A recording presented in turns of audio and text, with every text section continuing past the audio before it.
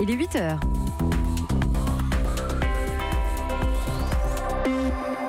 Votre matinale info, c'est jusqu'à 9h avec Nikos Aliagas. Le journal de 8h avec David Doucan. Bonjour David. Bonjour Nikos, bonjour à tous. 3 titres à la une ce matin. Qui est surpris par le rapport du GIEC? Les experts du climat dénoncent bien sûr une situation mondiale catastrophique. Les gouvernements agiront-ils cette fois-ci? C'est cela qui constituerait une nouveauté.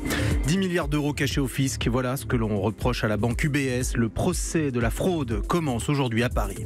Il y a un an, la parole des femmes victimes de harcèlement se libérait. L'affaire Weinstein et la déferlante qui s'en suivit avec le mot dièse MeToo. Quelles conséquences? Notre correspondant à New York fait le bilan dans cette édition. Europe 1. Vous souvenez-vous de cette phrase célèbre de Jacques Chirac? Notre maison brûle et nous regardons ailleurs. C'était il y a 16 ans. La situation s'est-elle depuis améliorée? La réponse est non, elle a empiré. C'est ce qu'affirment ce matin les scientifiques du monde entier réunis en Corée du Sud. Leur rapport décrit sans surprise une perspective mondiale catastrophique. Les experts du GIEC appellent désormais à des transformations sans précédent. Ce sont leurs mots. Laure d'Autriche, bonjour. Bonjour. En clair, est-ce que cela veut dire qu'il faut changer radicalement notre mode de vie, quitte à remettre en cause certaines libertés individuelles ?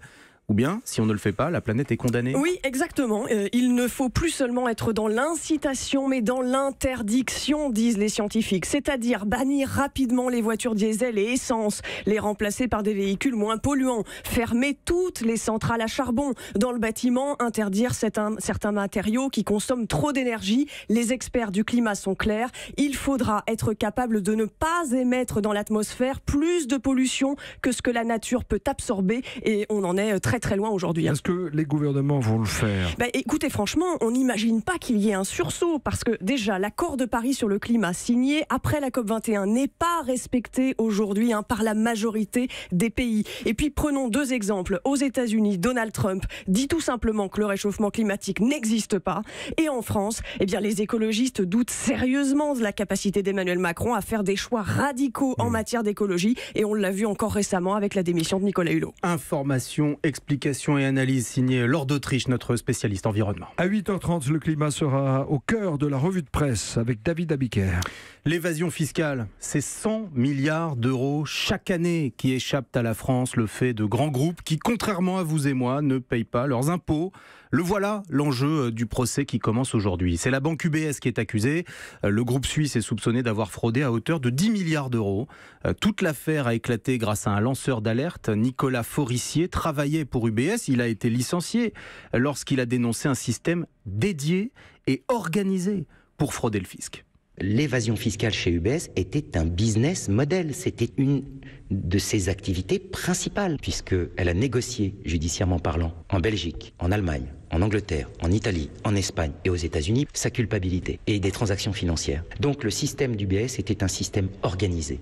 C'est un système financier illégal et criminel. Ces commerciaux m'ont apporté des noms de clients, des numéros de compte et des dates d'opération à l'étranger dans un format non officiel, donc non déclaré. Et j'avais tout le chaînage d'informations et tout le processus d'évasion fiscale et d'aide à l'évasion fiscale. Nicolas Forissier était au micro Europe 1 de Chloé Triomphe. Marine Le Pen sera aujourd'hui à Rome pour une rencontre avec Matteo Salvini. Oui, celui-là même qui a réussi là où elle a échoué, à savoir permettre à l'extrême droite de gouverner. Marine Le Pen et le ministre de l'Intérieur italien tiendront une conférence de presse commune. Une opération gagnant-gagnant pour les deux populistes, car la présidence du Rassemblement national jouit d'une réelle popularité en Italie. Reportage de notre envoyé spécial à Rome, Adrien Beck. Elle n'est pas une star, mais Marine Le Pen est ici un visage connu, apprécié avant tout pour son opposition à Emmanuel Macron, bête noire de beaucoup d'Italiens. Macron, c'est un hypocrite. Je ne l'aime pas, je préfère Le Pen. Il nous traite de racistes. Eh bien non, on n'est ni raciste ni fasciste. Vous n'avez qu'à les prendre, vous, les migrants qui arrivent en Italie. La question migratoire, inquiétude numéro 1 des Italiens. On salue ici la fermeté de Marine Le Pen sur le sujet, sans vraiment d'ailleurs connaître ses propositions. Hector, 70 ans, approuve lui sa position sur l'Europe. Elle veut plus d'égalité, plus de souveraineté des peuples. Avec des valeurs communes, l'union sera plus juste. Et le retraité suivra avec attention la rencontre tout à l'heure entre Marine Le Pen et Matteo Salvini. Rome, Adrien Beck, Europe 1. L'extrême droite qui pourrait bien accéder au pouvoir au Brésil. Oui, le candidat homophobe, raciste, favorable à une libéralisation du port d'armes, Jair Bolsonaro a obtenu plus de 46% des voix au premier tour.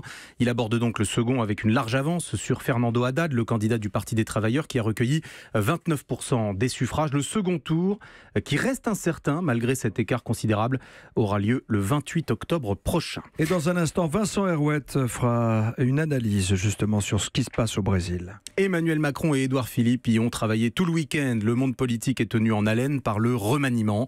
Après la démission de Gérard Collomb, une nouvelle équipe gouvernementale devrait être présentée aux Français dans les heures ou dans les jours qui viennent. À 8h15, l'invité politique d'Europe 1, Audrey Crespo-Mara, invite Rachida Dati, maire du 7e arrondissement de Paris et députée européenne des Républicains. La disparition du président d'Interpol. Europe 1 vous le révélait dès samedi, le chinois Meng Hongwei, dont on a appris la démission hier soir, aurait accepté des pots de vin. Ce sont les autorités chinoises qui l'annoncent ce matin, mais sans plus de précision. Mais selon les informations d'Europe 1, il pourrait s'agir d'une grande société chinoise spécialisée dans la cybersécurité qui aurait donc, selon les autorités chinoises, corrompu Meng Hongwei. Je vous rappelle qu'il est invisible depuis 10 jours. Son épouse, qui est toujours en France, bénéficie d'une protection policière. Et Europe 1 qui revient ce matin sur le mouvement MeToo, déclenché par l'affaire Weinstein il y a déjà un an. Oui, et nous déclinerons toute une série d'enquêtes sur ce sujet cette semaine. Commençons par ce qui s'est passé ces 12 derniers mois aux États-Unis. Le cinéma, bien sûr, les médias, le sport, la politique, tous les secteurs ont été touchés avec des résultats inégaux. Enquête signée de notre correspondant à New York, Xavier Yvon. C'est l'effet le plus visible de la révolution MeToo. Chaque jour, quand les Américains allument leur télé au petit déjeuner, ce sont des femmes qui présentent les matinales des deux plus grandes chaînes, NBC et CBS, parce que leurs deux présentateurs vedettes, des hommes, ont été virés coup sur coup cette année à cause de leur comportement avec leurs collègues féminines. La vague MeToo a ainsi emporté des dizaines d'hommes de pouvoir, de Hollywood à Washington, en passant par le sport ou la musique, et remontant jusqu'à un candidat à la Cour suprême, le juge Brett Kavanaugh. Son accusatrice témoigne en direct à la télé devant des dizaines de millions d'Américains. Le pays se divise et le principal adversaire du mouvement MeToo n'est autre que le président des États-Unis. Donald Trump va jusqu'à se moquer de cette victime d'agression sexuelle lors d'un meeting électoral devant une foule hilar. Et puis Donald Trump lance la contre-attaque. C'est une époque effrayante pour les jeunes hommes en Amérique, a dit le président, parce qu'ils sont vulnérables à la moindre accusation. Et les jeunes femmes, lui a demandé un journaliste, elles vont bien, a répliqué Donald Trump. Celles qui ne sont pas d'accord promettent de lui répondre dans les urnes dans un mois et dans la rue en janvier à Washington lors d'une marche qui s'annonce gigantesque. New York, Xavier Yvon, Europe 1. Nous parlons de l'urgence climatique ce matin. L'un des enjeux prioritaires, c'est de remplacer les voitures polluantes par des automobiles propres. Une préoccupation qui est au cœur du mondial de l'auto. Les constructeurs mettent en avant leurs véhicules propres, modernes. Vous pouvez d'ailleurs les essayer pendant la durée du salon Place de la Concorde. Comme par exemple la Mirai. C'est le nouveau modèle à hydrogène de Toyota. Reportage Mathieu Bock. À peine sorti du parking, Jean-Michel veut tester les limites de cette nouvelle voiture à hydrogène. Avec l'accompagnateur de la marque à ses côtés, il enfonce la pédale d'accélérateur. Allez-y, il n'y a personne. C'est bon ? Ouais. Mettez un petit coup de gaz. Hop là. L'équivalent de 155 chevaux sous le capot qui contraste avec le silence dans cet habitacle luxueux. Vous voyez par exemple là on est à l'arrêt à un feu, il n'y a aucun bruit, aucune vibration. Ce silence, ce calme, on est décontracté, quoi.